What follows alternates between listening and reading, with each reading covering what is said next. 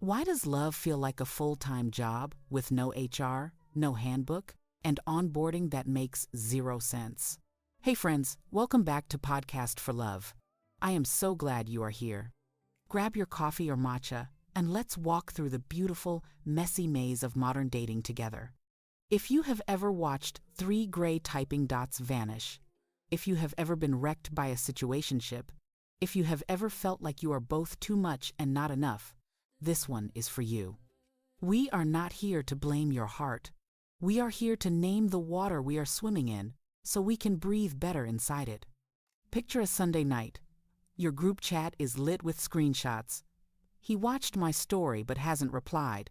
She said she isn't ready, then posted a picnic with Mr. Sunday. Jawline. You lock your phone, swear you will stop spiraling, then open a dating app just to browse. Left, pause, right. The thrill is quick. The doubt returns. Is it me? Is it them? Is it the world? Why is this so heavy? Part of the weight is choice, or the performance of it. Apps sell us an endless buffet. In theory, freedom. In practice, a mega store with no map. You wander for hours and buy nothing because choosing from aisle 3 means losing the fantasy of aisle 7. When the horizon always glows with hypothetical upgrades, the person in front of you competes with a mirage. Intimacy grows through limitation. You say yes to this person, and you say no to the illusion of a perfect stranger who never disappoints because they do not exist. The engagement economy runs on your attention. Your heart does not. Ambiguity adds another layer. We do not want to be needy. We are told whoever cares less has the power. So we ghost to avoid discomfort. We breadcrumb to enjoy attention without commitment. We keep everything soft around the edges because clarity makes us vulnerable. But clarity is not the enemy of romance. It is the soil it grows in. Driving through fog exhausts your nervous system. Of course you are tired. Clear language turns the headlights on. Then there is the timeline. Past generations got a script. Meet, court, marry, maybe buy, build a life. Those boxes were real and often harmful. We needed to break them. Now the boxes are open. More freedom, more decisions, higher stakes. Do we define the relationship after 3 dates or 10? Are we monogamous, open, poly? Do we want kids? How do we time career and partnership? There is no autopilot. You are designing a relationship like a product. The draft changes as both people grow. Schools did not teach this class. Your body remains your oldest guide. Long before language, it knew yes, no, maybe, and I am scared. Modern dating often asks you to override that intelligence. You swipe while dissociated. You push through discomfort to avoid looking dramatic. You chase while your chest tightens. You confuse intensity with intimacy. Butterflies are not always attraction. Sometimes they are anxiety doing choreography. Build body literacy. Before a date, check your weather. Warm or cold. Breath high or low. Stomach settled or clenched. What shifts when you stop people-pleasing for 5 minutes? The body does not shout, it whispers. Practice listening. Technology is a tool that shapes us. Texting keeps us close and creates a minefield of misreads. Without tone and timing, we pour our fears into the gaps. A late reply becomes rejection. A short reply becomes judgment. The voice you hear in your head is often your insecurity, not theirs. Swap a few texts for a voice note or a 5-minute call. Give your nervous system warmth, laughter, human pauses. If a person blocks all real-time contact forever, that is data, not a puzzle to solve, a signal to consider. Let's visit standards and lists. Somewhere between glow-ups and self-help, many of us wrote checklists that started as boundaries and became helmets. 6 feet tall, grad degree, 6-figure salary, great style, dual passports, a golden retriever. Lists can protect your time. They can also protect your illusions. The better list asks different questions. Do I feel more myself with them? Do we repair after conflict? Do they treat friends with steady care? Do their words and actions match over time? What is the ratio of drama to joy? And is the drama meaningful growth or avoidable chaos?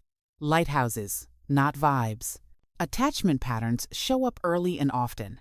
Anxious hearts live on the roller coaster of slow replies. Avoidant hearts feel smothered by reasonable requests. Attachment is not destiny. It is a strategy your system learned. It can change. The anxious heart can ask for reassurance before panic spikes. The avoidant heart can stay present 5 seconds longer before reaching for distance.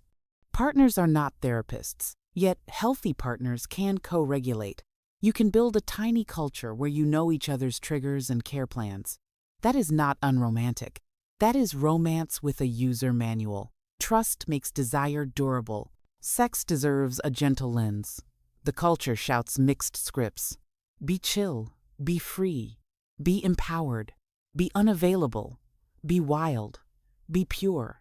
That is too many hats. Consent gets lost under the noise. Consent is not a checkbox.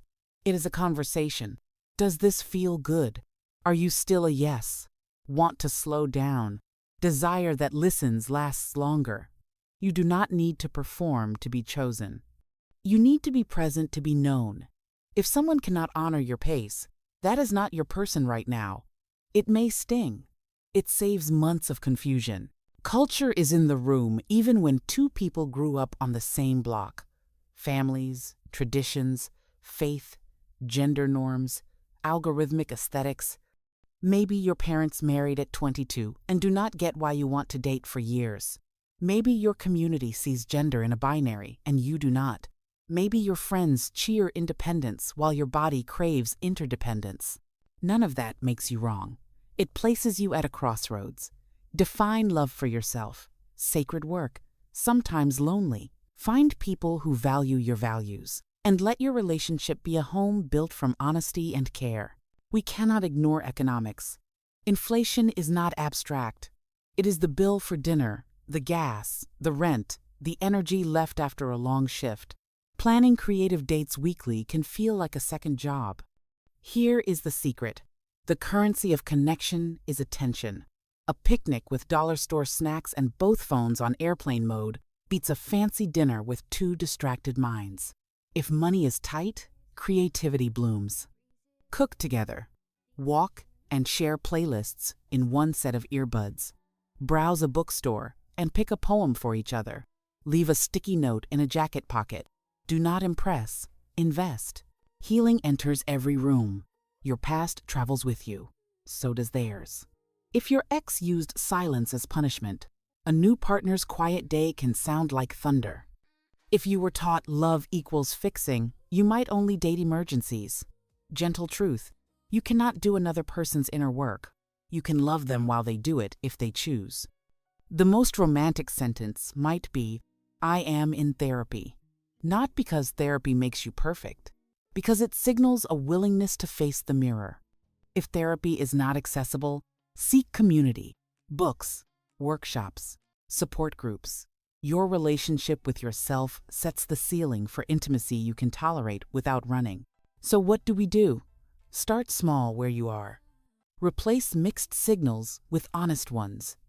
Try, I had a great time and I am interested in seeing where this goes. How are you feeling? Or, I do not feel the connection I am looking for. I appreciate you and I wish you the best. That is not cruelty. That is kindness with boundaries. Before a first date, text the plan with time and place. Offer a safe exit. After the date, send one clear message. Want to see them again? Say so. Do not say so. Awkward for a minute beats anxious for a month. Create rituals so dating does not swallow your life. Maybe you use the apps only 2 nights a week for 20 minutes. On FaceTime with a friend so you keep it light. Maybe you cap yourself at 1 date a week. Before you leave the house, ask, what is my intention tonight? Impressing, performing, proving my worth, or being curious about another human while staying true to myself. That single question changes how you feel when you come home and take your shoes off. If you are in a situationship and you want more, here is your line. I enjoy you, and I want a committed relationship. If that is not your path right now, I respect it, and I am going to step back so my actions match my values. Then step back. Do not leave one door propped open with a foot. Self-created closure still counts. If they return with clarity that matches yours, great. If not, you did not lose a partner. You dodged slow starvation. If you are grieving a breakup, make space for sadness without making it your identity. Unfollow if their updates slice you open. Mute if you need peace more than pride. Write a letter you never send. Reclaim small rituals. If Sundays were for pancakes together, make pancakes solo with a playlist that turns your kitchen into a soft place.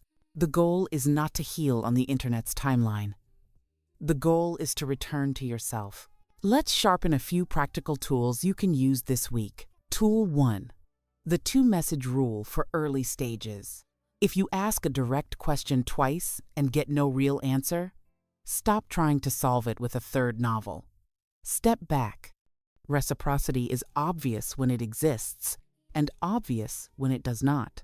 Tool 2. The green flag scan. After 3 dates, check for 3 behaviors. They keep the plans they make. They repair missteps without defensiveness. They show kindness to people who cannot advance their status. Those 3 predict more than witty banter. Tool 3. The body check. During a date, ask yourself privately, do I feel safe, seen, and slightly challenged in a good way? If 2 out of 3 are a no across time, your nervous system is telling you something your mind is trying to explain away. Tool 4. The 80% test. Nobody is 100%. If you get roughly 80% of what a healthy version of you wants, and the missing 20% is not a deal breaker or a disrespect of your values, that is real potential. If the 20% touches core values, no amount of hope will convert it. Tool 5. Repair scripts. Practice lines like, I felt anxious when the plan changed at the last minute. Next time, can we text earlier? Or, I shut down during conflict.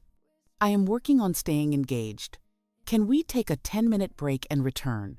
Repair is not about perfect words. It is about willingness. A quick word on profiles and first messages. Let your profile sound like a person, not a press release. Trade cliches for specifics. Not, I love travel. Try, my Roman Empire is Vietnamese iced coffee and long city walks. Ask a first question that cannot be answered with yes or no. What tiny thing made you smile this week? If we built a Sunday ritual, what would it include? You are not auditioning for the role of most interesting. You are searching for resonance. Hope matters here. Cynicism feels cool because it shields disappointment. Hope is a discipline. It says, I believe the kind of love I want also wants me, and I will act like it. Hope lets you skip almost right because you trust that right feels steadier. Hope lets you risk, I like you, out loud, even with a shaking voice. That kind of hope is not naive. It is chosen, trained, and resilient. Before we close, a few pocket prompts. What does repair look like for you after conflict? How do you like to receive care on a stressful day? Where do you feel most like yourself? What are your non-negotiable values in action, not theory? Is there anything you are nervous to tell me that would help me know you better? Ask these on dates, in relationships, and in your journal. They do not just gather information.